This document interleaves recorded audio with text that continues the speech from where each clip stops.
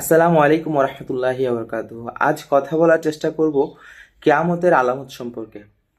কিয়ামতের আলামত এর প্রতি বিশ্বাস রাখা আমাদের আহলে সুন্নাতুল জামাতের আকীদা নয়, শুধু ইসলামী আকীদার একটি অংশ।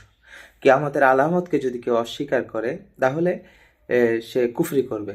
কারণ পবিত্র কোরআনে আল্লাহ পাক জাল্লা শানহু কিয়ামতের আলামত সম্পর্কে স্পষ্ট বর্ণনা দিয়েছেন। কিয়ামতের আলামত দুই ভাগে বিভক্ত।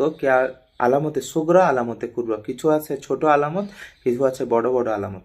যেগুলো ছোট আলামত ইতিমধ্যেই আমাদের মাঝে তা প্রকাশিত হয়ে গেছে। যে বড় বড় আলামতগুলো আছে সেগুলো কিয়ামতের আগে আগে পূর্বের সময়ে প্রকাশিত হবে। আসুন জানি কিয়ামতের আলামত সম্পর্কে আল্লাহ পাক কোরআনে কি বলেছেন। কিয়ামতের আলামত সম্পর্কে আল্লাহ পাক বলেছেন, কিয়ামতের আগে আকাশ ধোঁয়ায় আচ্ছন্ন হয়ে যাবে। আল্লাহ পাক ইরশাদ করছেন, ফারতাকিব ইয়াউমা তা'তিস সামাউ বিদুখানিম মুবিন ইয়াগশান নাসা হাযা আযাবুন আলীম। সূরা দুখানের 10 থেকে 11 নম্বর আয়াত। অর্থাৎ অতএব আপনি অপেক্ষা করুন সেদিনের, যেদিন স্পষ্ট ধোঁয়ায় আচ্ছন্ন হবে আকাশ, তা আবৃত করে ফেলবে লোকদেরকে। অর্থাৎ ধোঁয়া লোকদেরকে আবৃত করে ফেলবে। ধোঁয়ার কারণে লোকেরা কোনো কিছুই দেখতে পারবে না এবং এটা যন্ত্রণাদায়ক শাস্তি। দ্বিতীয় আলামত হলো দাজ্জালের আগমন। হাদিসে পাক ইরশাদ হচ্ছে, হযরত আনাস রাদিয়াল্লাহু তাআলা আনহু থেকে বর্ণিত, তিনি বলেন রাসূল পাক সাল্লাল্লাহু আলাইহি ওয়াসাল্লাম ইরশাদ করছেন, দাজ্জাল আসবে, অবশেষে মদিনার এক পাশে অবতরণ করবে। এ সময় মদিনা তিনবার কেঁপে উঠবে। তখন সকল কাফের মুনাফিক বের হয়ে তার নিকট চলে আসবে, অর্থাৎ তাকে স্বীকার করে নিবে।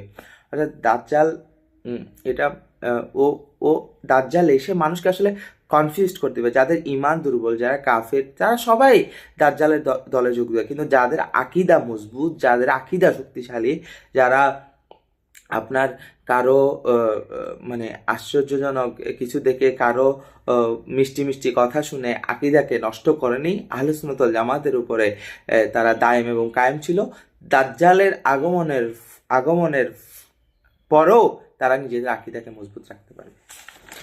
তৃতীয় আলামত হলো দাব্বাতুল আরদ, তথা জমিন থেকে প্রাণী নির্গত হবে। জমিন থেকে প্রাণী নির্গত হবে এ সম্পর্কে পবিত্র কুরআন আল্লাহ পাক ইরশাদ করছেন, ওয়াইদা ওয়াকাআল কাউলু আলাইহিম আখরাজনা লাহুম দাব্বাতাম মিনাল আরদি তুকাল্লিমুহুম আন্নান নাসা কানু বিআয়াতিনা লা ইউকিনুন। অর্থাৎ যখন প্রতিশ্রুত দিবস অর্থাৎ কিয়ামতের সময় হবে, তখন আমি তাদের সামনে ভূগর্ভ থেকে একটি প্রাণী নির্গত করব এবং সে মানুষের সাথে কথা বলবে, এ কারণে যে মানুষ আমার নিদর্শন সমূহকে বিশ্বাস করে না।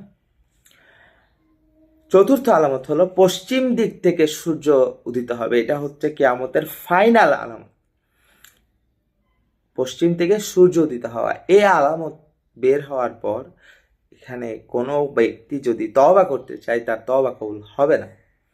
আল্লাহ পাক ইরশাদ করছেন, ইয়াউমা ইয়াতি বাদু আয়াতি রাব্বিকা লা ইয়ানফাউ নাফসান ঈমানুহা লাম তাকুন আমানাত ক্বাবলু আও কাসাবাত ফি ঈমানিহা খায়রান কুল ইনতাজিরু ইম্মা মুনতাজিরুন। সূরা আল আনামের 158 নম্বর আয়াত।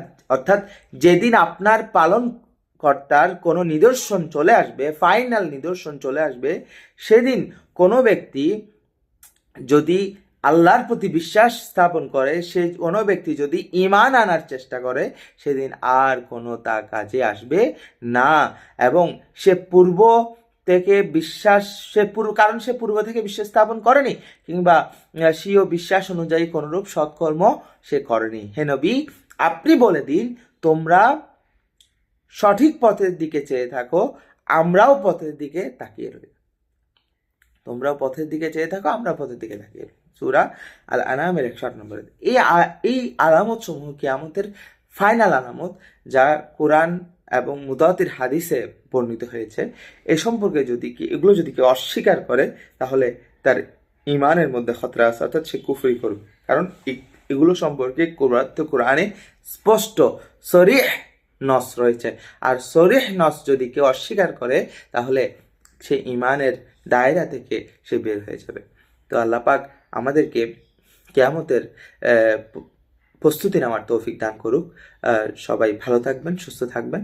পরবর্তীতে অন্য একটি বিষয়ে আপনাদের সম্মুখে আবার হাজির হব। আসসালামু আলাইকুম ওয়া রাহমাতুল্লাহি ওয়া বারাকাতুহু।